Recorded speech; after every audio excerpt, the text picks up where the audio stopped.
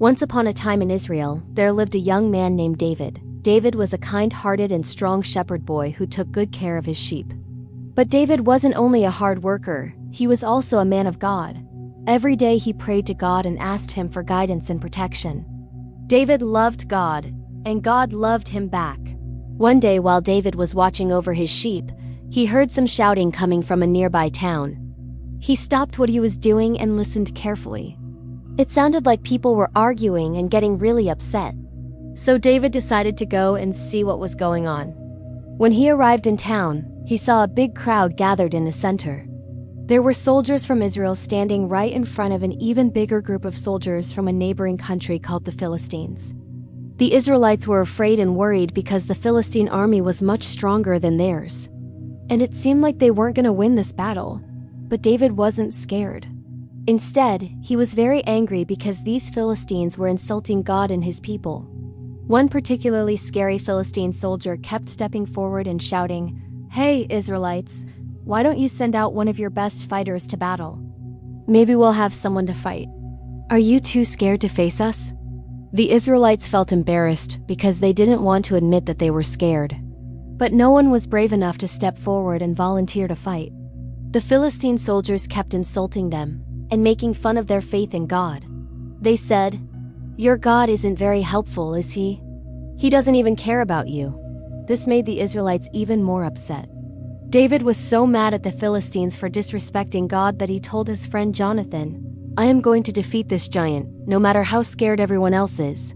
Jonathan was surprised and asked David, "How could you ever hope to defeat the biggest and strongest Philistine soldier? No one in our army is willing to fight him because he is too powerful." "You might be a good fighter, David, but this guy is a trained warrior and you're not." But David was determined to do what he thought was right. He knew that even though he was just a shepherd boy, God was on his side. So he replied to Jonathan, "God has helped me defeat bears and wolves, and he will help me defeat this giant. I know I may not be the biggest or the strongest, but God is. He will give me the strength I need to defeat Goliath." After talking to Jonathan, David went straight to King Saul and asked if he could fight Goliath, the giant. At first, the king didn't take David seriously because he was just a young and small shepherd boy. But David insisted and told the king, "I can defeat this giant.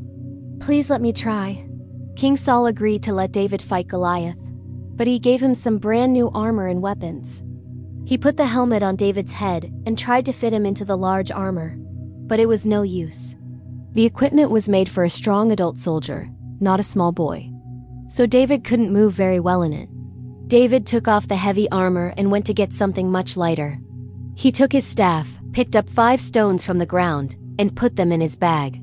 Then he tied his bag of stones around his waist and ran quickly towards Goliath. The people watching the fight were amazed. They couldn't believe that the little boy was going to fight the giant by himself and without any armor. Everyone started laughing at David because he looked so silly with his bag of stones. Goliath was also laughing. He thought David was pretty brave to challenge him, but he was also really funny. The giant said, "Are you trying to scare me, little boy, with your little stones? If you think I'm scared of you, then come and try to hit me. I'm pretty sure I can dodge them all." Then David started running fast and suddenly he stopped. He turned around, took a stone from his bag and threw it at the giant. The stone flew through the air and hit Goliath right between the eyes. The giant was stunned. He couldn't believe that the little boy had actually hit him. David kept running and dodging Goliath's attacks until he had thrown all of his stones. 4 of them had missed, but the last one had hit its mark. David's last stone was a bullseye. The giant was furious and he chased after David, but the small boy was way too quick for him. He easily dodged Goliath's attacks and ran all the way back to the group of Israelites. Everyone was amazed at how David had defeated Goliath. The Israelites cheered and shouted, "David, David, David." Even King Saul was very proud of the young shepherd boy. He hugged David and said, "You are a true hero. You have saved our people today." And that's not all. As a reward for his bravery, King Saul promised David that he would marry his daughter and give him many presents. But David was too humble to brag. He knew that he hadn't defeated the giant by himself. God had given him the strength and courage to do it. So he said to the king, "Thank you for your generosity, but my victory wasn't because of my skills. It was because God was on my side. He gave me the strength and the sharp eyes needed to hit the giant. I'm just a simple servant of God. I don't need expensive gifts or fancy parties. All I need is to keep doing what God wants me to do." Everyone who heard David's answer admired him even more. They realized that his faith in God was stronger than any material reward. And from that day on, David became a great leader and king of Israel. His story reminds us that no matter how small we are, we can do great things if we trust in God. And that no matter how big the problems we face are, God is always bigger. Now I'd like to ask you a question.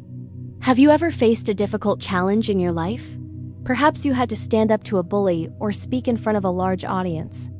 These tasks can seem scary and overwhelming, but remember the story of David and Goliath. No matter how big the problem may seem, with God on our side, we can overcome it. He gives us the strength and courage to face our fears and achieve what seems impossible. So next time you face a challenge, big or small, remember that with God by your side, you are stronger than any obstacle. Just like David, trust in God and believe in His plan for you. Thank you for listening to the story of David and Goliath. We hope you enjoyed it. If you liked the story, please give us a thumbs up. Also, don't forget to subscribe so you never miss out on any of our exciting stories. We have lots of amazing adventures waiting for you. Thank you for watching, and we'll see you soon. Bye.